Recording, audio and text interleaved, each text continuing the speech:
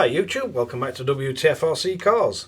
So if you've been watching any of my videos recently, you'll know we have got a whole bunch of these little transmitters for the mini rock crawlers, and basically a bunch of them run off of AAA batteries. That's really annoying because I don't have that many and they don't seem to last too long. Now I've tried them on normal NIM rechargeable AAAs, and you really don't get much battery life out of them. So I've picked up a bunch of these AAA lithium batteries.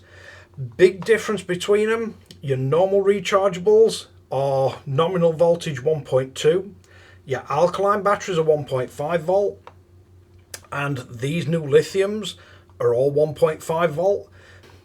So they do come in their own charger case, and it does charge them individually, and all you need is a USB-C power supply to run it, and they should work in these a lot better. So let's bring in for a close-up look and see how we're going with this. So we tend to get the green flashing light on these transmitters pretty quickly.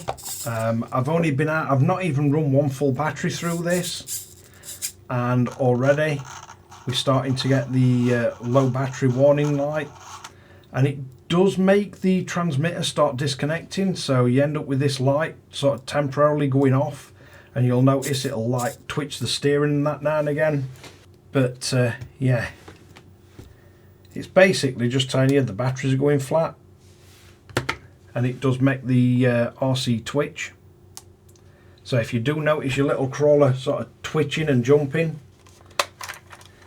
Now for this, I've just been running these batteries. They're not huge, they're only 500 mAh, and I think these are 800. Just what I'd kicking about. So we have those new lithium batteries, and these come quite nicely packed. It does tell you they need a 5 volt 2 amp power supply to charge. You do get a USB to USB-C, quite thick charging cable. Quite nice packaging on them too. We get this really nice case, and if we open it, each battery is just sat in here. It's magnetic. We got contacts on the top. You put them all in that way, and all you have to do to charge these. So if we close the lid and we just plug in a USB-C cable, you can see you get a whole bunch of lights come on, and basically these will flash till they're charged. Once they're fully charged, the light comes on solid. This will only charge slow at the minute because these are nearly full. I've had it charging, but basically you can leave that, and then whenever you need it you can take some out. So let's have a look at our transmitter. These should fit in and work with anything that requires AAA batteries.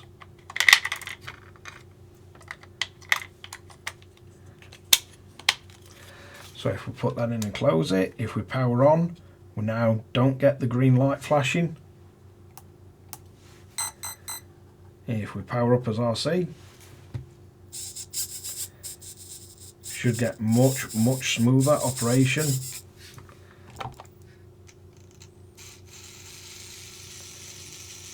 No stuttering at all, whereas before it would kind of jump in like that.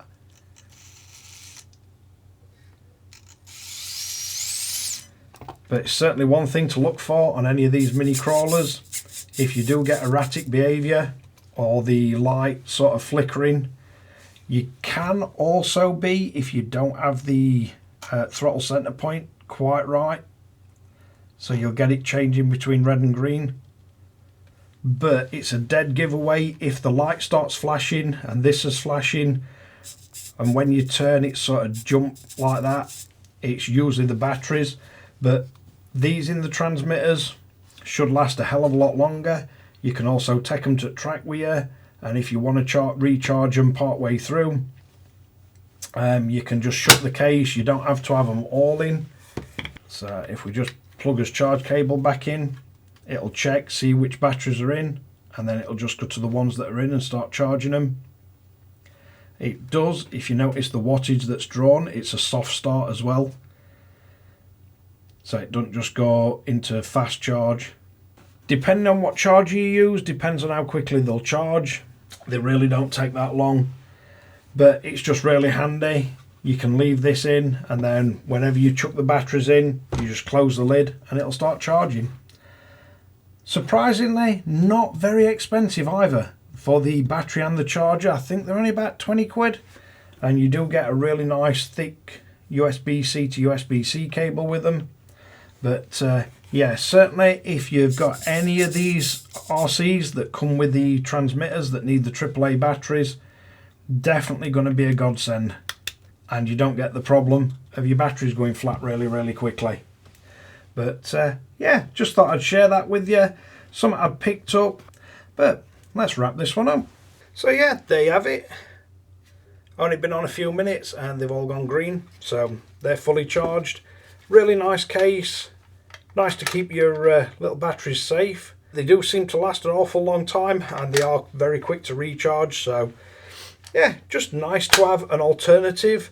Proper 1.5 volt instead of 1.2. When you've put 4 in it, if you look at it, you've got 4.8 volt rather than 6 volt. So it does make a big difference.